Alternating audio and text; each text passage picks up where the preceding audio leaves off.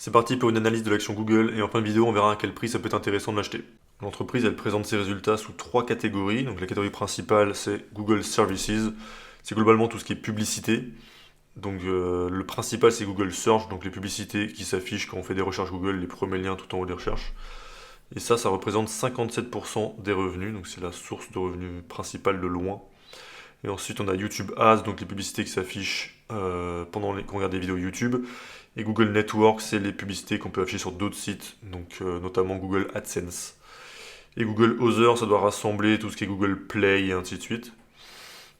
Ensuite, deuxième grosse catégorie qui est en forte croissance, c'est Google Cloud, composé de Google Cloud Platform, donc la plateforme pour les développeurs concurrente de AWS, de Amazon et de Microsoft Azure. Et Google Workspace qui contient tout ce qui est Google Doc, Google Sheets, Google Slides, etc.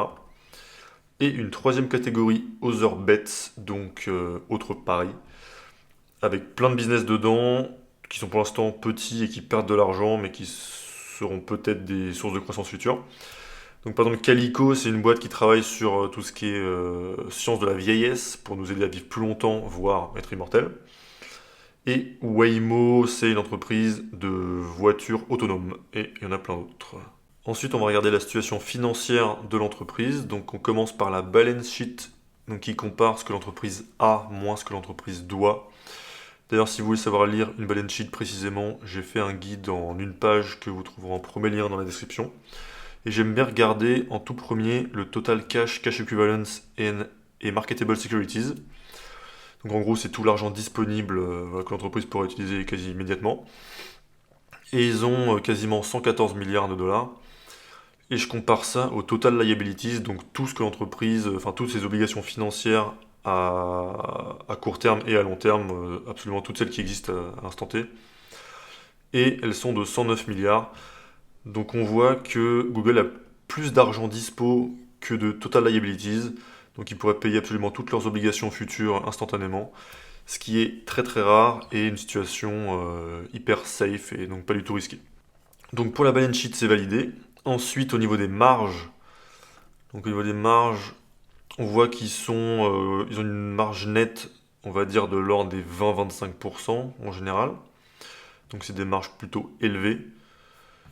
Mais quand on lit leur dernier rapport annuel, on voit qu'ils prévoient une baisse de leur marge globale, puisqu'ils ont une forte croissance dans des produits à plus faible marge comme le hardware, donc leur téléphone Pixel entre autres. Donc dans la valorisation tout à l'heure, il faudra prévoir de prendre des marges un peu en dessous de ce qu'on a pu voir par le passé. Autre chose importante à regarder, voire peut-être le critère le plus important, c'est le ROE, donc Return on Equity. Il est à peu près de l'ordre de 23%. Et un ROE de 23%, par exemple, ça veut dire que si l'entreprise réinvestit 100 euros de son bénéfice, elle va en ressortir après 123 euros, donc plus 23% de 100. Et l'année d'après, si elle conserve un ROE aussi élevé, ce sera 23% de 123, et ainsi de suite. Et ça donne comme ça un effet d'intérêt composé qui peut donner une croissance exponentielle des revenus et des bénéfices de l'entreprise. Donc un ROE élevé, c'est vraiment un des critères clés, un des critères principaux qu'on cherche quand on investit dans une entreprise. Donc dans le cas de Google, 23% c'est un ROE qui est vraiment élevé. Donc ça c'est cool. Et ensuite, est-ce qu'on a des buybacks, donc des rachats d'actions? En l'occurrence, sur les 3 dernières années, ils ont racheté 5,85% de leurs actions. Donc c'est pas énorme, mais c'est quand même bien. Après, les buybacks sont pas toujours positifs. C'est-à-dire que si l'entreprise les fait à des prix trop élevés, c'est comme un investisseur particulier qui achèterait une action trop haut. La performance va dépendre d'à quel prix on a acheté. En l'occurrence, Google, je pense qu'ils n'ont jamais été hyper chers. Donc ça me paraît pas dérangeant. Et ça me paraît même plutôt positif. Ensuite, il faut regarder s'ils ont des catalystes qui pourraient leur donner de la croissance dans le futur. Donc en l'occurrence, j'en ai noté 4. Il y a déjà l'intelligence artificielle qui leur permettra d'optimiser tout ce qui est publicité et aussi les résultats des recherches. Et ils ont des modèles d'intelligence artificielle, donc qu'ils appellent Lambda. Lambda, c'est, si j'ai bien compris, un équivalent à GPT et Bard, qu'ils ont sorti récemment seulement aux États-Unis sur liste d'attente. C'est un équivalent de ChatGPT. Donc il faudra voir ce que ça donne, s'ils rivalisent, s'ils sont meilleurs ou pas. Mais en tout cas, ils sont sur le filon. Et Palm, c'est un autre modèle qui permet de faire des recherches multimodales, donc j'imagine que c'est ce qu'ils utilisent dans Google Lens. Et la plupart de leurs investissements sont dans l'IA, donc ça va sûrement leur permettre d'améliorer leurs services dans le futur. Ensuite, le hardware. Dans leur dernier rapport annuel, ils disent qu'ils ont gagné des market share sur toute la gamme Pixel, donc le 6A, le 7, le 7 Pro. Chacun dans leur catégorie a gagné de la market share. Et ils ont d'ailleurs battu des records de vente, donc c'est les pixels les plus vendus de l'histoire de la gamme Pixel. Sur le cloud, ils continuent d'avoir une grosse croissance, donc en l'occurrence là 35% de croissance, et maintenant ça donne un chiffre d'affaires de l'ordre des 20 milliards et quelques, donc ça devient pas négligeable du tout. Et ensuite YouTube avec la monétisation des shorts qui est en train de se développer. Et aussi le développement des abonnements, tout ce qui est YouTube Music, YouTube Premium, ça marche super bien. YouTube TV et YouTube Primetime Channels. Primetime Channels, je crois que ça n'existe encore qu'aux États-Unis, mais ça permet en gros d'accéder à des services de streaming directement sur YouTube, comme Netflix par exemple. Bon, sauf qu'en l'occurrence Netflix n'est pas dessus, c'est plutôt des services de streaming plus petits, mais dans l'idée c'est ça quoi. Et le dernier point à regarder avant de passer à la valorisation, c'est si l'entreprise a un moat, donc un rempart concurrentiel. On avait vu tout à l'heure que Google avait un ROE élevé, donc 23%. Et un ROE, c'est typiquement le signe que l'entreprise a un moat. Mais si elle n'est pas capable de conserver ce moat, alors le ROE va finir par baisser. Donc il faut bien se demander si l'entreprise a un rempart concurrentiel durable et fort. Donc pour Google, je pense qu'ils en ont deux, un network effect et une marque. Donc le network effect ou effet réseau, c'est quand un service gagne en valeur au fur et à mesure qu'il gagne des utilisateurs. Par exemple, Facebook, avec 0 utilisateur, ça vaut rien du tout. Mais là, avec 2 milliards d'utilisateurs ou 3 milliards d'utilisateurs, là c'est plus intéressant, il y a beaucoup plus de contenu. Et puis on a tous nos amis sont dessus et ainsi de suite. Et pour Google, c'est à peu près le même principe. Plus il y a de recherche, plus il y a de données, plus l'algorithme s'améliore et ainsi de suite. Et ils ont aussi une bonne image de marque. Quand on veut chercher un truc sur Internet, on pense pas à autre chose qu'à le faire sur Google. Et puis en anglais, quand on veut dire à quelqu'un d'aller chercher quelque chose sur Internet, on va même pas lui dire search it, on va lui dire Google it.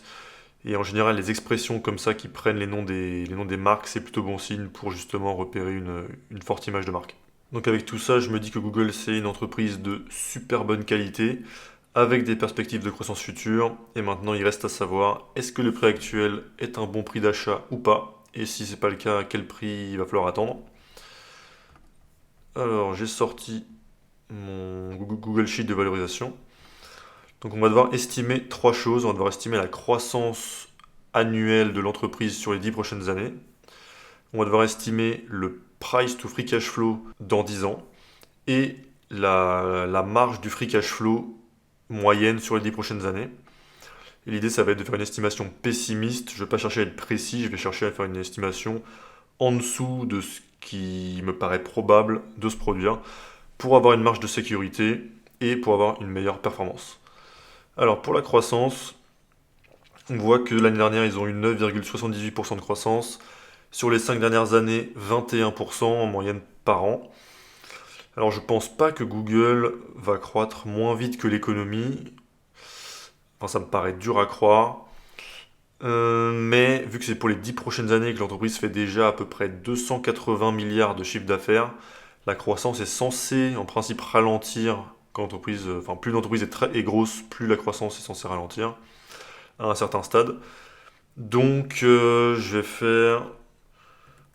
vais peut-être mettre 6% en moyenne sur les 10 prochaines années. Ça me paraît plutôt pessimiste. J'imagine que la réalité sera peut-être plutôt vers les 8-10. Ensuite, price to free cash flow, dans 10 ans, je vais mettre 15. Et la free cash flow margin, on voit qu'ils sont toujours vers les 21 et quelques. Je vais arrondir en dessous à 20%. Et le résultat, donc si on achète aujourd'hui, donc aujourd'hui l'action est à peu près à 100 dollars il me semble. Donc là à 100 dollars on ferait même pas 8% par an en partant du principe que ces hypothèses sont vraies.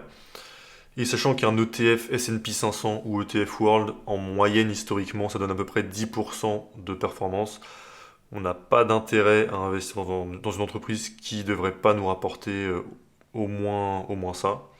Donc là pour avoir une performance qui dépasse vraiment l'indice, je regarde plutôt ce qui va faire 13-14%.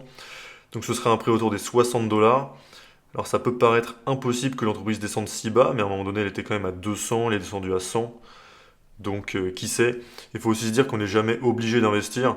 Si on voit que Google ne se présente pas une opportunité évidente, autant laisser passer, attendre à un moment donné où les gens seraient extrêmement pessimistes pour des raisons potentiellement irrationnelles.